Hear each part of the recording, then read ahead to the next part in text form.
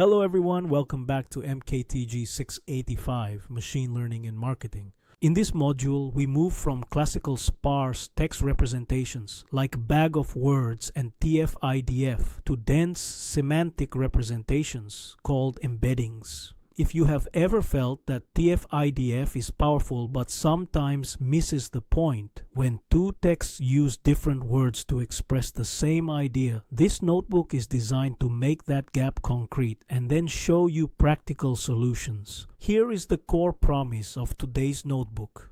By the end, you will be able to explain why embeddings capture semantic relationships that TF-IDF often misses, compute cosine similarity, and use it for nearest neighbor queries.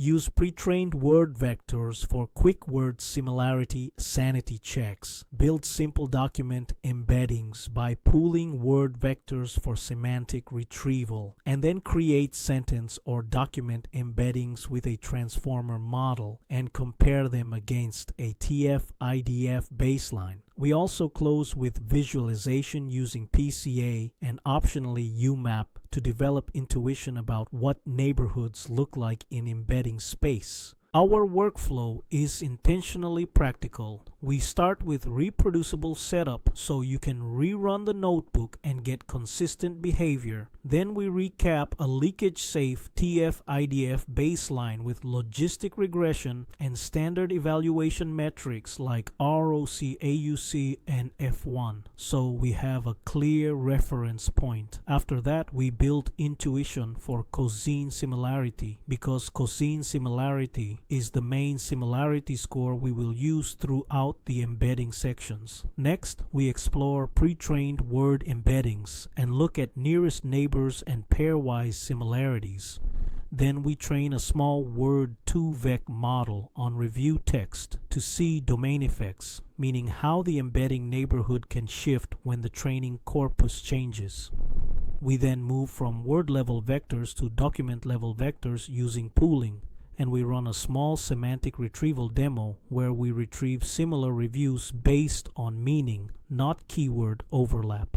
Finally, we use sentence transformers to generate ready-to-use embeddings for retrieval and for classification, and we compare performance against the TF-IDF baseline.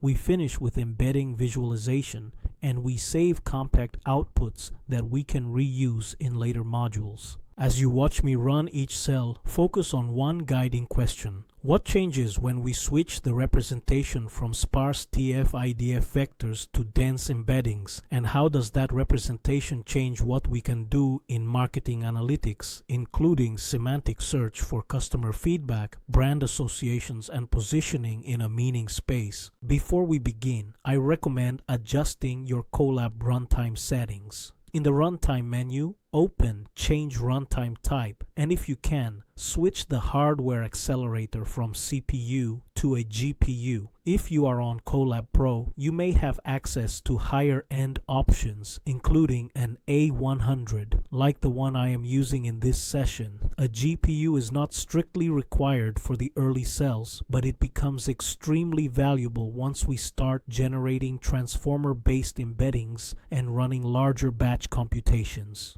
In those later sections, moving from CPU to a GPU can reduce runtimes from minutes to seconds, and it also makes the workflow smoother and more practical to follow along in real time. Let's begin with the environment setup and reproducibility defaults, and then we will quickly rebuild or load our TF-IDF baseline summary.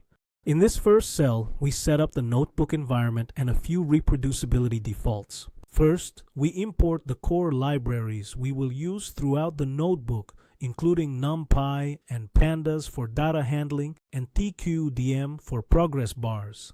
Then we run a small helper function that checks whether key packages are installed and installs them if they are missing. Here we make sure we have gensim for word2vec, scikit-learn for the TF-IDF baseline and evaluation, and sentence transformers for modern transformer-based embeddings. UMAP is optional and only needed later if you want an extra visualization method. Next, we set a single random seed and apply it across Python, NumPy, and PyTorch when available. The goal is simple.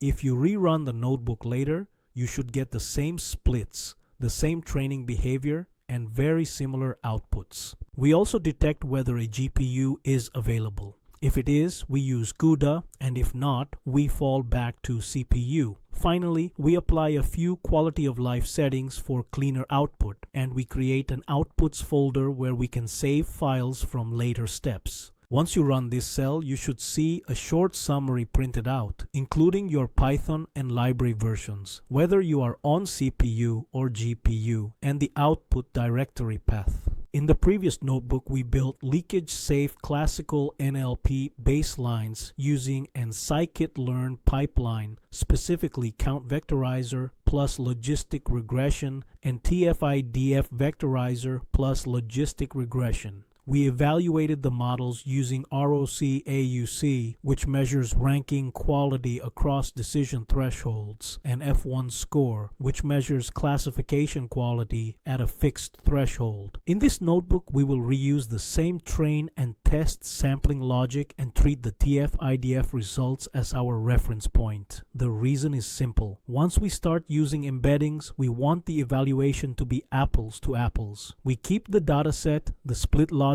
and the metrics consistent, and we only change one thing later, the representation of text. So, think of this section as our anchor. We are not trying to tune for maximum performance. We are creating a clean baseline summary that we can compare against Word embeddings, pooled document embeddings, and sentence transformer embeddings later in the notebook. Now let's run the code cell that rebuilds or loads our TF-IDF baseline summary. This cell starts by checking whether we already have a saved baseline result from a previous run. If a saved summary file exists in our outputs folder, we load it right away and print the baseline metrics. That way, we do not waste time retraining the same baseline every time we reopen the notebook. If the baseline summary is not found, or if we decide to rebuild, the cell then prepares a small text preprocessing routine. The preprocessing here is intentionally simple and consistent. We convert text to lowercase, remove basic HTML artifacts, keep common characters like letters, numbers, spaces, and apostrophes, and then clean up extra white space. The goal is not to create a perfect cleaning pipeline. The goal is to keep pre-processing stable so that later comparisons are fair. Next, the cell sets up a small evaluation routine. After the model predicts, we summarize performance in three familiar ways. We compute ROC AUC using predicted probabilities, which tells us how well the model ranks positive reviews above negative reviews across thresholds. We compute F1 score using a standard 0.5 probability cutoff, which balances precision and recall at one operating point. We also compute accuracy as a simple sanity check. After that, we load a sentiment dataset of product and service reviews using a streaming approach. Streaming is useful because it lets us sample without downloading the entire dataset first.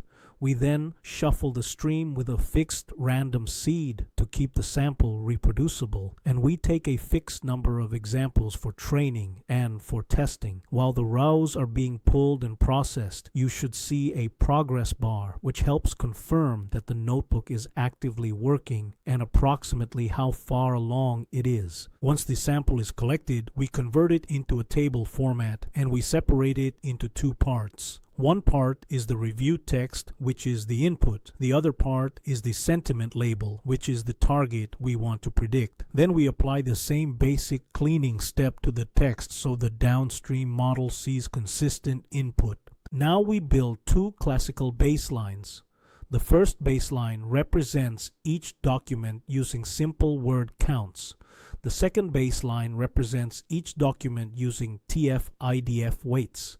In both cases, we train the same type of classifier, a simple linear model that is commonly used for text classification and is surprisingly strong for sparse text features. Importantly, the code builds these steps as a single end-to-end pipeline. That is a best practice because it prevents leakage. The feature extractor learns only from the training text, and the test text is transformed using what was learned from training, not the other way around. After training each baseline model, we evaluate it on the test set using the same metrics we described earlier. We also record training time because runtime is part of what makes a method practical. Finally, we save a compact summary of the baseline results to a file in the outputs folder. That saved summary becomes our reference point. So when we switch to embeddings later, we can compare performance and speed in a clean, consistent way. When this cell finishes, take note of the printed AUC and F1 scores for TF-IDF. Those numbers are the benchmark we will keep coming back to as we move into word embeddings and transformer-based embeddings. Before we move deeper into embeddings, let's clarify why we need them in the first place. TF-IDF is a strong classical baseline because it is simple, fast, and often very competitive for text classification. But TF-IDF represents text as a sparse bag of words vector. That means it mainly learns from exact word overlap. If two sentences express the same idea using different words, TF-IDF often treats them as unrelated. It also struggles when the same word changes meaning depending on context, and when we care about semantic similarity beyond literal matches. Embeddings take a different approach. Instead of a huge sparse vector, an embedding represents a word, sentence, or document as a compact, dense vector. The goal is that similar meanings end up close together in this vector space, and related concepts form neighborhoods. Once we have vectors, we can compare text using a consistent similarity measure, and in this notebook we will mostly use cosine similarity. This matters a lot in marketing analytics. Dense semantic representations make it easier to build systems like semantic search over customer reviews, discovering brand associations by finding nearest neighbors in meaning space, and even building positioning or perceptual maps using vector similarity rather than word overlap. So our workflow today is straightforward. We keep the same dataset and the same evaluation logic as the TF-IDF baseline. The key change is the representation. We move from sparse TF-IDF to word embeddings, to simple document vectors by pooling word vectors, and finally to sentence and document embeddings using transformer models. Now let's look at the figure on the screen because it gives the intuition for what embeddings are trying to do. This is a simplified semantic map. Each dot is a word represented as a point in a two-dimensional space. The axes are labeled as semantic dimensions, but the exact meaning of each axis is not important. What matters is the geometry, specifically which words are close to each other and which words are far apart. Notice the green cluster in the upper right. Words like great, excellent, amazing, and superb appear close together. That is the idea of a semantic neighborhood. These words are not identical, but they express similar positive meaning, so the embedding space places them nearby. Now look at the red cluster on the left. Words like terrible, bad, and awful also group together, forming a negative neighborhood. The fact that the positive cluster and the negative cluster are far apart visually represents low similarity in meaning. Finally, there is a blue cluster with product-related terms like price, cost, and value. These words are not necessarily positive or negative by themselves, but they are conceptually related, so they form their own neighborhood. The key message is that distance in embedding space acts like meaning distance. Short distance suggests high semantic similarity and long distance suggests low similarity. That is why embeddings are so useful when our goal is to retrieve similar feedback, group related concepts, or build positioning maps based on meaning rather than exact wording. In the embedding sections of this notebook, every word, sentence, or document will be represented as a vector.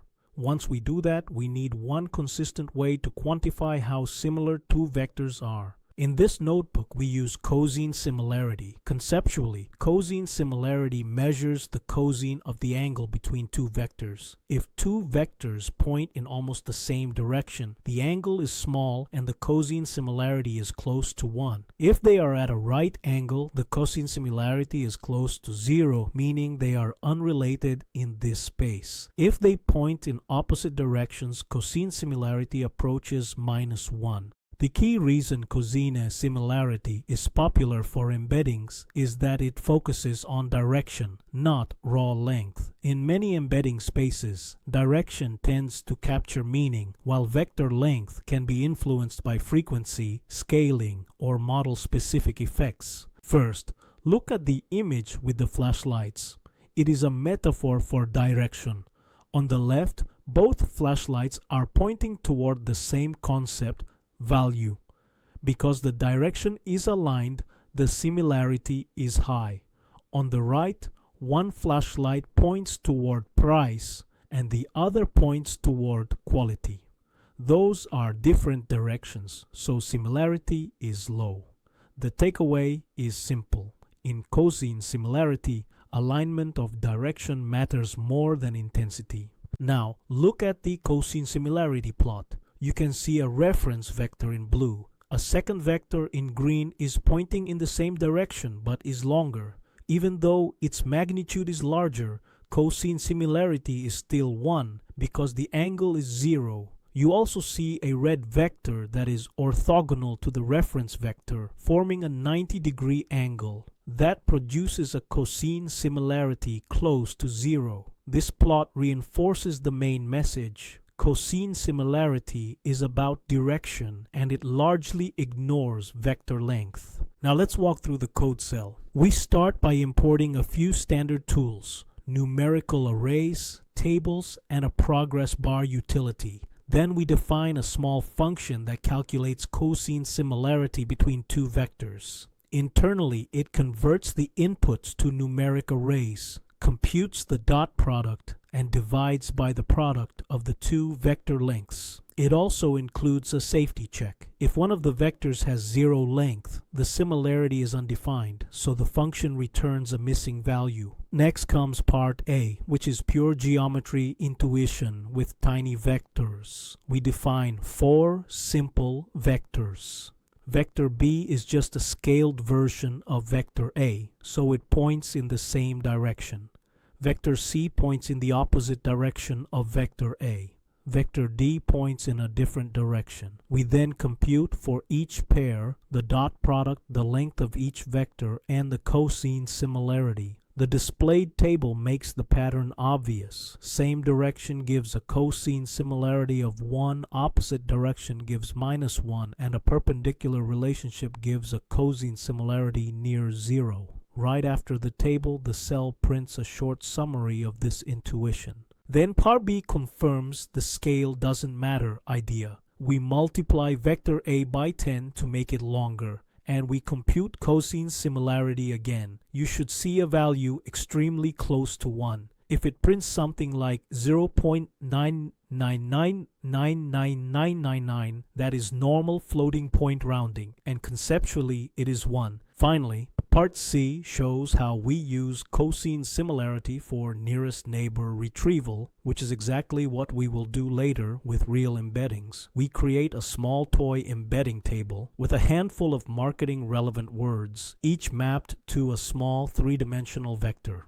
We choose a query word, in this case price, and we compute cosine similarity between the query vector and every other word's vector. You will see a progress bar while these similarities are computed. Then we sort the words by similarity and display the nearest neighbors. When the results appear, focus on the interpretation. The closest neighbors to price should be words like expensive and cheap because they live in the same semantic neighborhood in this toy space. Other words like brand, service, or slow should be farther away. This is the exact same workflow we will use later, except real embeddings are not three-dimensional. They are usually dozens, hundreds, or even more dimensions. The logic is unchanged. Represent text as vectors, compute cosine similarity, and retrieve the nearest neighbors in meaning space. Now we are ready to talk about Word2Vec.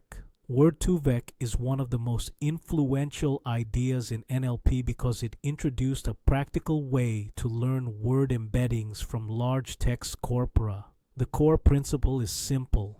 Words that appear in similar contexts should end up with similar vectors. Word2Vec has two closely related training objectives, CBOW and skipgram. Both learn dense word vectors, but they flip the prediction direction. CBOW predicts a target word from its surrounding context, while skipgram predicts surrounding context words from a target word. In practice, both can work well, and the choice often depends on data size and what you care about. In the CBOW diagram, we start with multiple context words around a blank position. For example, I blank this movie, where the context words are I, love, this, and movie.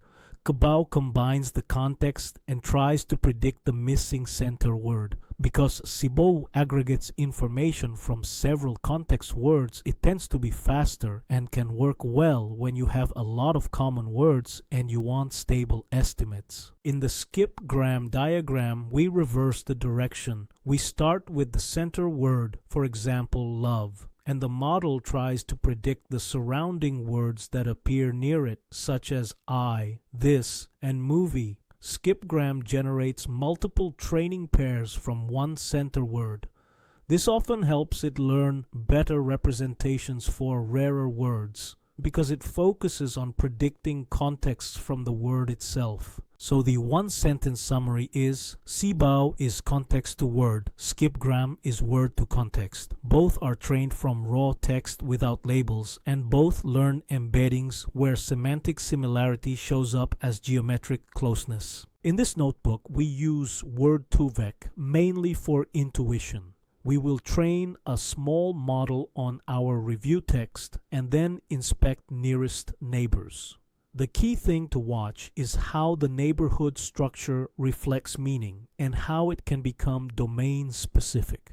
For example, in a review dataset, a word like light may cluster with bright and lamp, or it may cluster with lightweight and portable, depending on how the corpus uses that word. Once you understand this idea at the word level, we will move to document level embeddings and transformer-based embeddings, which are the tools you are more likely to use in modern applied work. In this practice, we will use a pre-trained word embedding model, meaning a model that has already learned word vectors from a large general-purpose text corpus.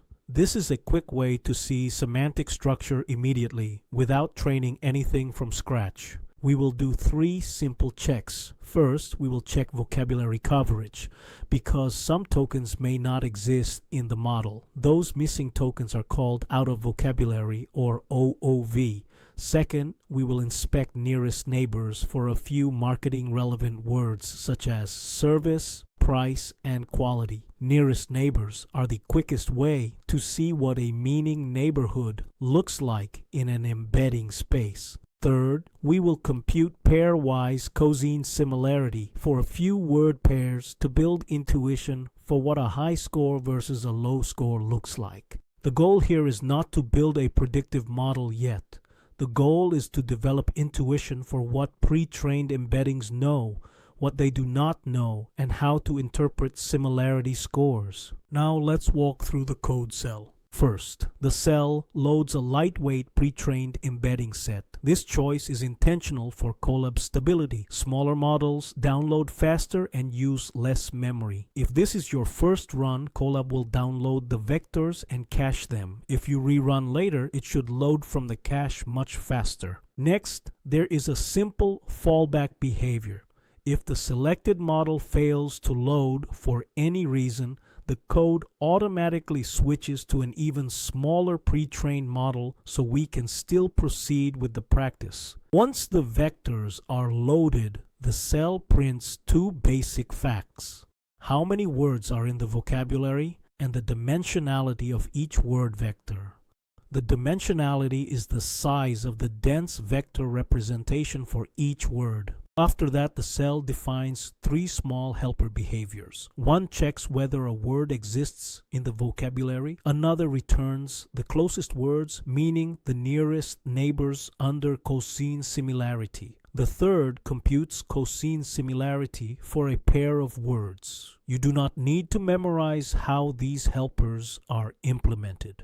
Conceptually, they are just wrappers around the embedding model's built-in similarity functions. Then the cell runs three demonstrations. It first prints a vocabulary check for a short list of marketing relevant words. This is where you may see some words marked as OOV. If that happens, it is not an error. It simply means the pre-trained model never included that exact token in its vocabulary, often because of spelling, rare terms, slang, or brand names. Next, the cell prints nearest neighbors for a few anchor words, specifically service, price, and quality. For each anchor word, the output is a table of the top nearby words and their cosine similarity scores.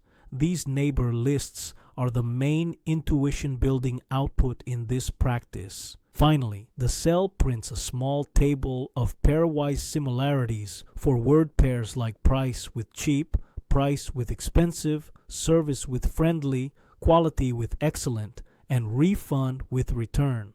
This helps you connect the numeric score to your qualitative intuition. At the very end, there is an optional classic analogy demo. It asks a question like king minus man plus woman and shows the most likely word candidates. This is not guaranteed to work perfectly for every embedding set, but it is a good quick intuition tool. Now let's interpret what we're seeing. Start with the vocabulary check. Words marked OK are recognized by the embedding model and have vectors available. Words marked OOV are missing. In applied work, OOV is common for brand names, new product names, or informal spellings.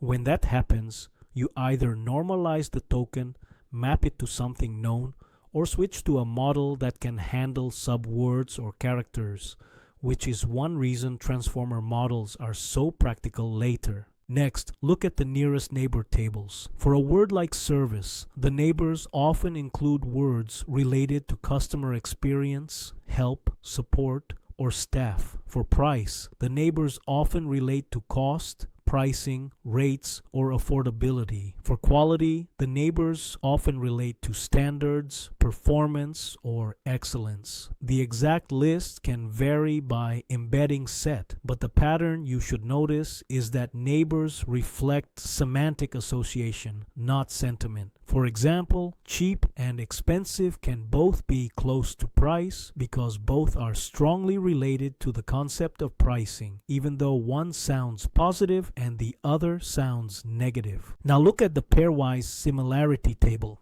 A higher cosine similarity means the two words tend to appear in similar contexts in the training corpus, so the model places them closer together.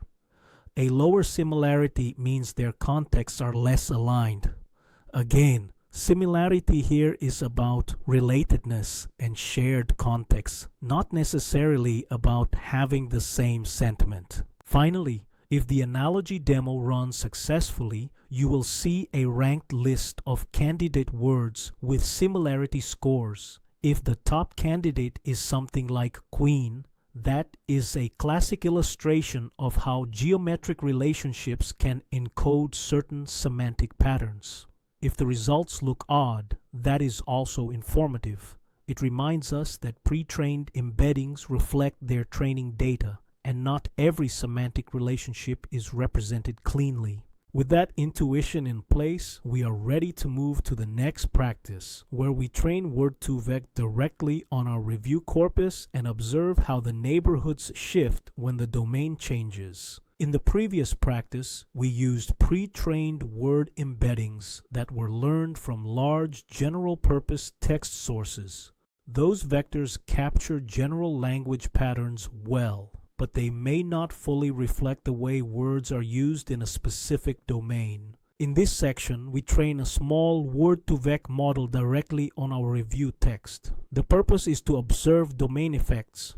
In customer reviews, certain words become strongly associated with domain-specific concepts, such as service issues, waiting time, refunds and returns, delivery, staff behavior, and restaurant operations. When we train embeddings on this domain corpus, the nearest neighbors can shift, sometimes in very informative ways. This is intentionally a small training run, so it completes quickly in Colab. Because the corpus is limited, results can be noisier than large-scale pre-training, so we treat this as an intuition-building exercise. The main takeaway to watch for is the difference between general meaning and domain meaning in embedding neighborhoods. Now, we tokenize the review text so it is ready for Word2Vec training. This cell takes the cleaned training reviews we prepared earlier and converts each review into a list of tokens. The tokenizer is designed to be simple and reliable.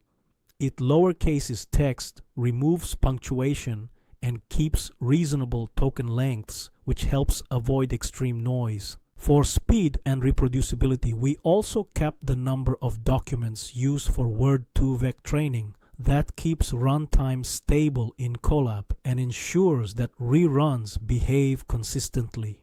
As we tokenize, you will see a progress bar so you can track progress in real time. One more detail, we drop extremely short documents. Very short texts do not provide enough context for learning meaningful word relationships, so removing them improves training quality. At the end of the cell, we print how many reviews were used for training, and we show a short example of the first few tokens. This gives a quick sanity check that tokenization looks reasonable before we train embeddings. Now we train a small Word2Vec model on the tokenized review corpus and then inspect the learned neighborhoods. First, this cell defines a compact set of training settings. We choose an embedding dimension that is large enough to capture semantic structure but still small enough to train quickly. We set a context window size to control how many surrounding words count as context. We also set a minimum frequency threshold so that extremely rare words are ignored, since rare tokens often introduce noise when the training corpus is small.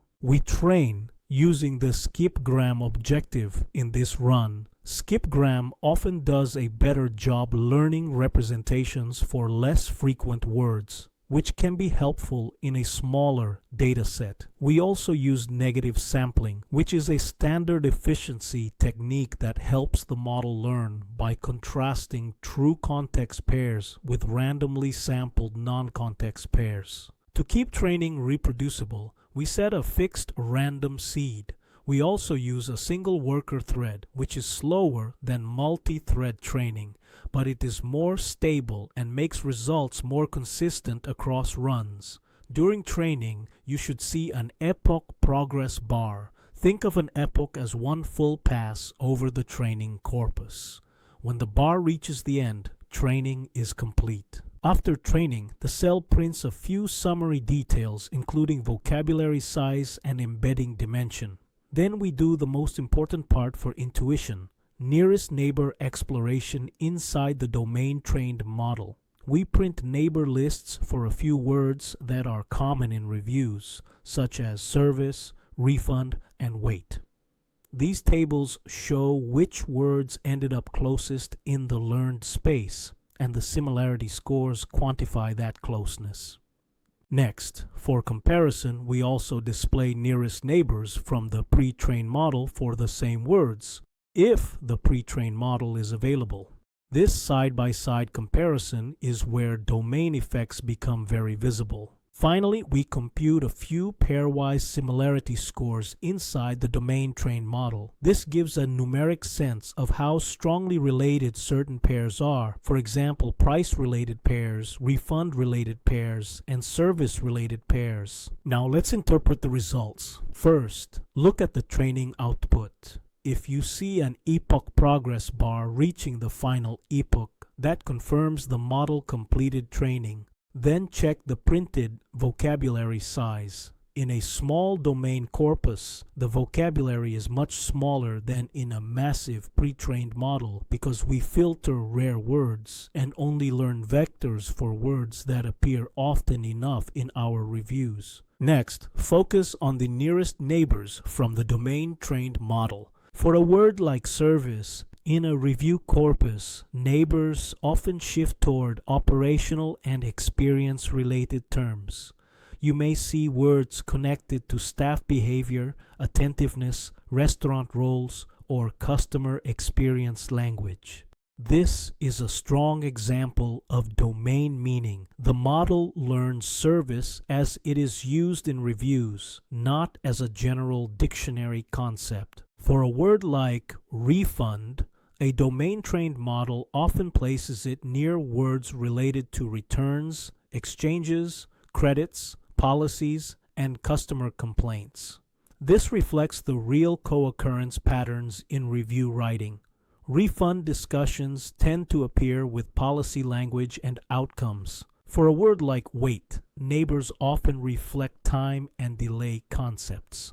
In reviews, this can surface words related to lines, minutes, slow service, or waiting for a table, again showing a very domain-specific neighborhood. Now compare these neighbor lists to the pre-trained model's neighbors. Pre-trained neighbors can be more general and less tied to the review setting. The domain-trained model tends to be more sensitive to the vocabulary and themes that dominate reviews, which can be exactly what we want for marketing analytics tasks like extracting drivers of dissatisfaction or mapping common complaint topics. Finally, use the pairwise similarity table as a sanity check. Price-related words often show moderate to high similarity, and refund-related words often cluster together as well. If you see a few similarities that look surprising, that is normal in a small training run. With limited data, embeddings can be noisy. The right interpretation is not "this is the final truth," but "this is the direction of domain adaptation." The key takeaway is that training embeddings on in-domain text can reshape neighborhoods in a way that better reflects domain usage. This intuition will help us in the next steps when we move beyond word-level vectors to document and sentence embeddings that are often more robust in practice. So far, we used embeddings at the word level, meaning each word has its own vector. Now we move to document embeddings, where each review becomes a single vector that we can compare and search. The simplest way to turn a review into one vector is pooling over word vectors. The main idea is straightforward. We tokenize the review, map each token to its word embedding vector, and then aggregate those token vectors into one document vector. In this section, we start with mean pooling, and we also show an optional TF-IDF weighted version. Look at the first illustration on the screen, the blender metaphor. Think of each word vector as an ingredient. For example, a review might contain words related to positive sentiment, product features, and cost or price. Mean pooling is like putting those ingredient vectors into a blender and mixing them into one final vector. The output is a single dense representation of the entire document, essentially the average of the included word vectors. Now look at the step-by-step flow diagram. It shows the same process more concretely. We start with a short document like good service. First, we tokenize it into words. Then we look up a vector for each word in an embedding table. After that, we apply mean pooling, which is simply averaging across the word vectors. The result is one document vector. The exact numeric values are not important here. The important message is that the document is now represented in the same vector space as words. So we can measure similarity between documents using cosine similarity. In the next two code cells, we will build these document vectors from Word embeddings and then run a mini semantic search. Given one review as a query, we will retrieve the most similar reviews from the dataset using cosine similarity. Now, let's build document vectors by pooling word embeddings. This cell begins by choosing which word vectors to use as the source. If we already trained the small word2vec model on our review corpus, we prefer that because it reflects domain usage in reviews. If not, we fall back to the pre-trained vectors we loaded earlier. Either way, once we pick the embedding source, we also know the embedding dimension, meaning how long each word vector is. Next, we prepare TF-IDF weights on the exact same set of documents we will embed. This alignment is important. The TF-IDF weights are learned from the same review subset using the same tokenization logic so that the weighting scheme matches the documents we are pooling. Then we define two document vector builders. The first is mean pooling. For each review, we collect the vectors for the tokens that exist in the embedding vocabulary, and then we take their average. If a review has no usable tokens, we return a zero vector as a safe fallback just to keep the matrix shape consistent. The second is TF-IDF weighted pooling. Instead of treating every token equally, we assign higher weight to more informative words and lower weight to common words. Conceptually, it is a weighted average. We multiply each word vector by its TF-IDF weight in that document, sum them up, and then divide by the sum of weights. After the functions are defined, the cell builds two document embedding matrices for the entire review set. You will see two progress bars. One for building mean pooled document vectors, and one for building TF-IDF weighted document vectors. The weighted version is typically slower because it has extra bookkeeping for weights, and you will see that reflected in the progress speed. Finally, we normalize both document matrices. This is a practical trick. When vectors are normalized to unit length, cosine similarity becomes a simple dot product.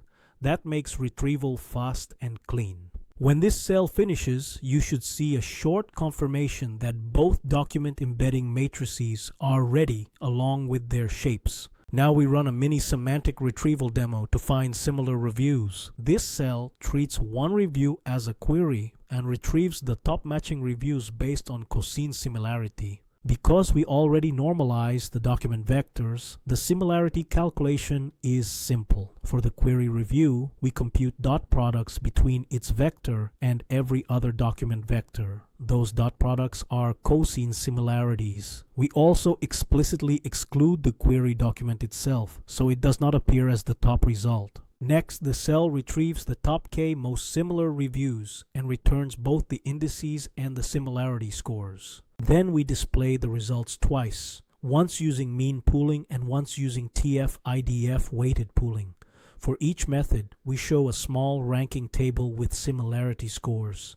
After that, we print compact previews of the retrieved reviews side by side so we can interpret whether the matches are truly similar in meaning. Finally, the code selects a query review index in a reproducible way using the same seed we have used throughout. That means when you rerun the notebook, you should often see the same query document chosen, which makes your video demonstration consistent. Now let's interpret what we just retrieved. First, look at the query review text. Before reading the numbers, identify the theme in plain language. For example, it might be about discounts and coupons, long wait time, rude staff, delivery issues, or pricing and value. Next, look at the top matches for mean pooling. These are reviews whose average word vector direction is most aligned with the query. Mean pooling tends to produce smooth general similarity, so it often retrieves reviews that feel broadly related even if the wording differs. Now compare that to the TF-IDF weighted pooling results. The weighted version tends to emphasize distinctive words, so it can produce matches that are more sharply focused on the specific topic of the query.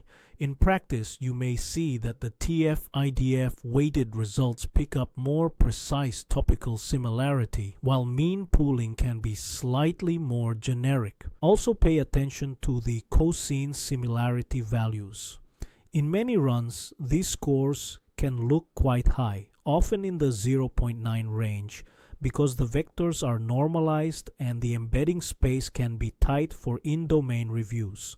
The key is not the absolute number, but the ranking and whether the retrieved texts clearly match the theme of the query. Finally, remember the main limitation of pooling methods. They ignore word order and handle negation poorly. A phrase like not good can still be pulled toward good because averaging does not model context. That limitation is exactly why in the next section we move to sentence transformers, which produce context-aware embeddings for whole sentences or documents. Now we move from Word2Vec to sentence transformers, which are often the most practical option when you want ready-to-use embeddings for sentences and documents. With Word2Vec, we learned word vectors and then created a document vector by pooling, such as averaging the word vectors in a review. That approach is simple and sometimes surprisingly effective, but it still has clear limitations, especially with word order, negation, and context. Sentence transformers take a different approach. Instead of building a document vector from individual word vectors, the model directly encodes the entire sentence or review into a single dense vector. Because the model is transformer-based, it is designed to capture context, so the embedding of a word can effectively change depending on the sentence it appears in.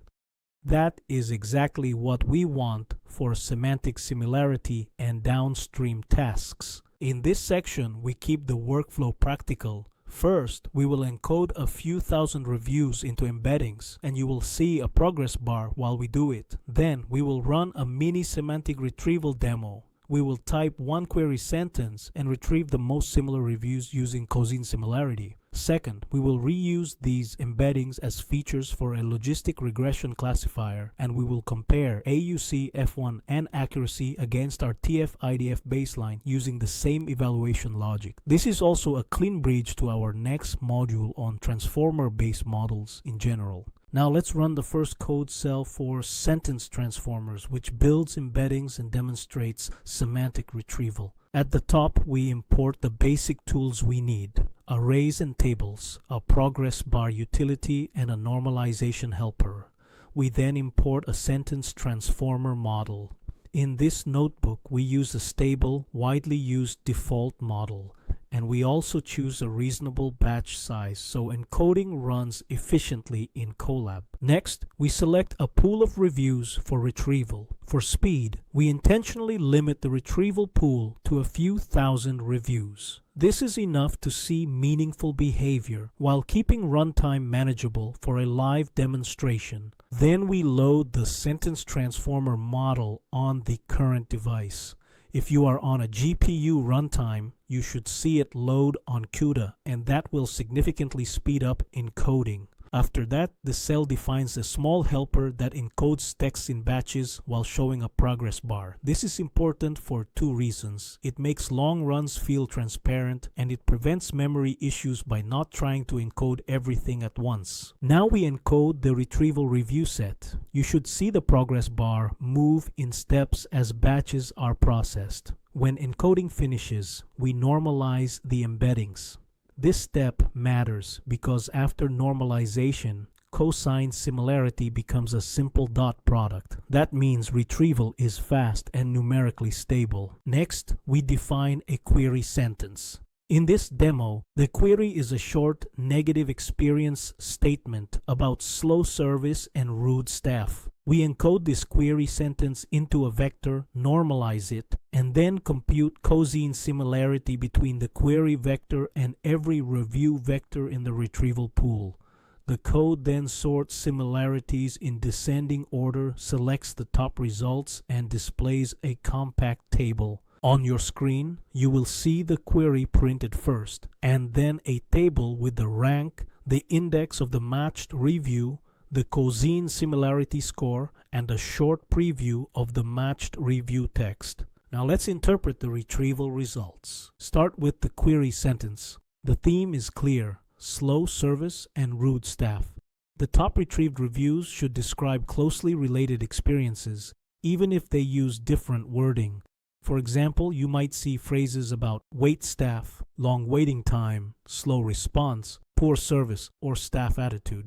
Next, look at the cosine similarity scores. A higher score means the retrieved review embedding points in a direction more similar to the query embedding. The absolute score can vary, but the ranking is what matters. If the top few results clearly match the same theme, that is the key sign that sentence embeddings are capturing meaning beyond exact word overlap.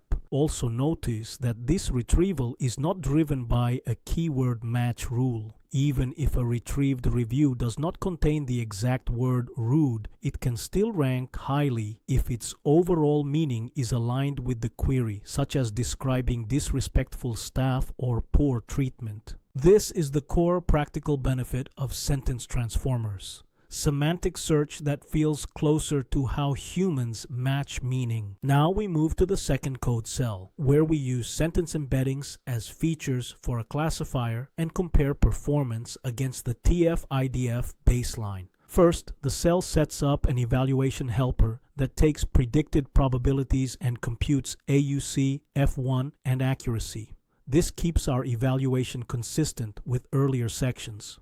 AUC is threshold-free and measures ranking quality, while F1 and accuracy reflect classification quality at a standard probability cutoff. Next, the cell encodes the training reviews into embeddings, again in batches with a progress bar. You should see a progress bar labeled for the training set encoding. After that, it encodes the test reviews the same way, and you will see a separate progress bar for the test set. This is where GPU acceleration makes a big difference. Once we have embeddings for train and test, we build a simple modeling pipeline. The pipeline standardizes the embedding features and then trains logistic regression. Standardization is a useful default because embedding dimensions can have different scales, and scaling often helps a linear model behave more stably. After training, we generate predicted probabilities on the test set, compute the evaluation metrics, and print them. Right after that, the cell loads the TF-IDF baseline metrics that we saved earlier and prints those as well. The goal is a clean, side-by-side comparison using the same dataset sample and the same metrics. Finally, the cell saves a small JSON summary file to the outputs folder. On the screen, you should see a message confirming the file path that was saved. This is useful because it keeps results reproducible and easy to reuse later. Now let's interpret the classification results. You will see three metrics for the sentence embedding model: AUC, F1, and accuracy. Then you will see the TF-IDF baseline metrics printed as a reference point. When sentence embeddings outperform TF-IDF, the typical story is that the representation captures semantics better, so the classifier can separate positive and negative reviews with fewer brittle keyword cues. If the numbers are similar, that is also a valid and common outcome. TF-IDF plus logistic regression is a very strong baseline, especially for sentiment tasks. In that case, the practical advantage of sentence embeddings is not only accuracy, it is also flexibility. The same embeddings can support semantic retrieval, clustering, and other similarity-based analyses without rebuilding a new feature space. Finally, notice the progress bars for encoding. This highlights the main trade-off. Sentence transformers give you strong, context-aware embeddings, but you pay the cost of running a transformer encoder. That is why using a GPU runtime is recommended. Once embeddings are computed, the downstream classifier training is fast, and you can reuse the embeddings for multiple tasks. At this point, we have a modern, ready-to-use embedding representation for reviews, a retrieval demo that matches meaning, and a clean performance comparison against TF-IDF using the same evaluation logic. Now we will visualize embeddings. Embeddings live in high-dimensional spaces, often 50, 100, 384 dimensions, or even more.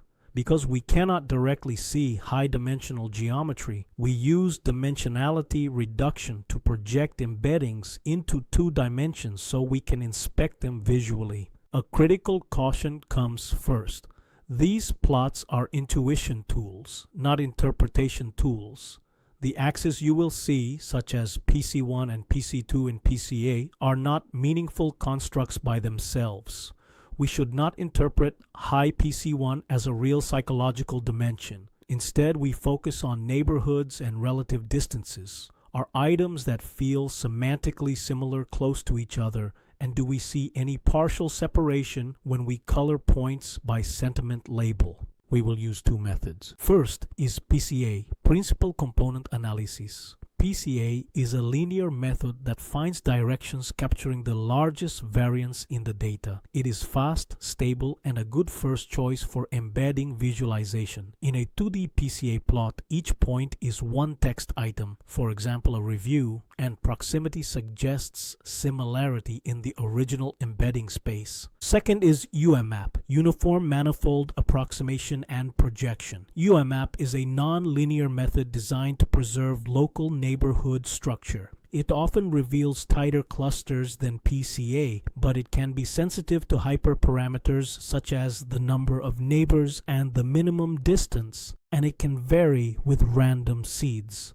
Because of that, treat UMAP as a complementary view, not as the truth. So, when you look at either PCA or UMAP, do not read the axis. Focus on neighborhoods and relative distances. If we color by label, positive versus negative, we can check whether there is some separation while remembering that overlap is normal in real text data. Now let's run the PCA visualization cell. This cell first decides which embedding matrix to plot. If sentence transformer embeddings for the labeled test set are available, we use those because they have sentiment labels we can color by. If not, it falls back to another available embedding set, and if labels are not available, it will produce an unlabeled scatter plot. Next, the cell optionally subsamples the number of points for faster plotting. This keeps the visualization responsive in Colab. The subsampling is done in a reproducible way using the same random seed, so reruns produce the same set of points. Then, before PCA, the code standardizes the embedding dimensions.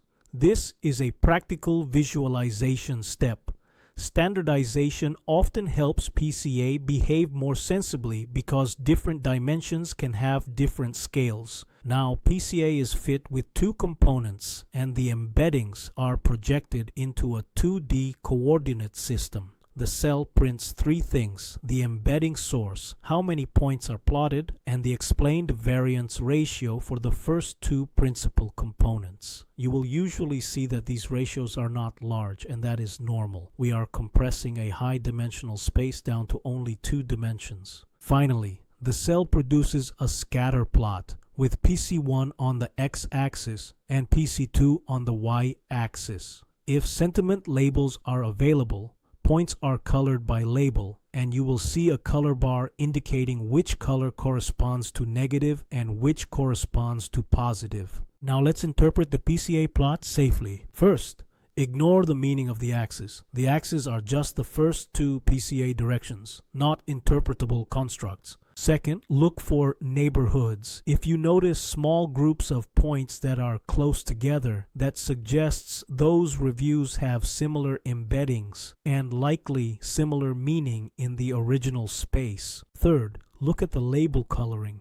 If positive and negative points show some partial separation, that indicates the embeddings contain sentiment-related structure.